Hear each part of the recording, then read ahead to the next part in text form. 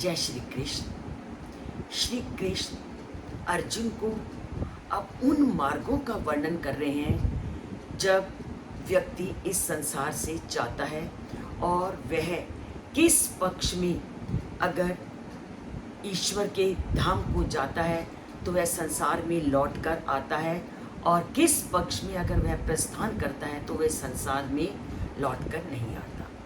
तो कल के श्लोक में श्री कृष्ण ने कहा कि जब ब्रह्मविद सूर्य के उत्तरायण होने में, शुक्ल पक्ष में और अग्नि के पक्ष में इस संसार से प्रस्थान करता है तो वह परम धाम को प्राप्त कर लेता है और पुनः इस संसार में नहीं आता। इसके अतिरिक्त भी संसार में ईश्वर को मानने वाले, ईश्वर को श्रद्धा से पूजने वाले लोग हैं, वो अगर अन्य मार्ग से जाते हैं तो उनकी क्या स्थिति होती है, उसका वर्णन श्री कृष्ण आज के श्लोक में करते हैं। धूमो रात्रि तथा कृष्णा क्षण मासा दाक्षिणायनम तत्र चंद्रमासम ज्योतिर्योगी प्राप्य निवर्तते।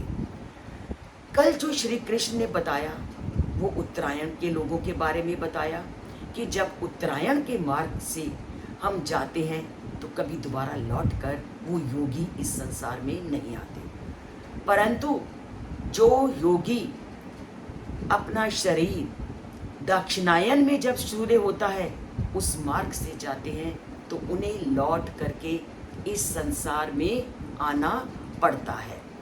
तो जिस तरह 6 महीने उत्तरायण के थे उसी तरह 6 महीने दक्षिणायन के होते हैं।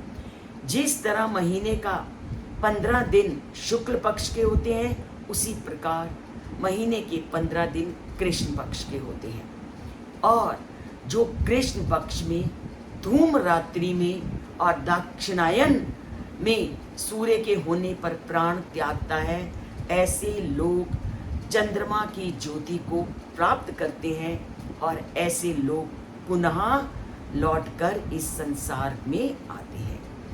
तो पिछले श्लोकों में जैसे इन्होंने अग्नि, शुक्ल पक्ष और उत्तरायण का वर्णन किया, तो इस श्लोक में श्री कृष्ण ने वर्णन किया धूम, कृष्ण पक्ष और दक्षिणायन को।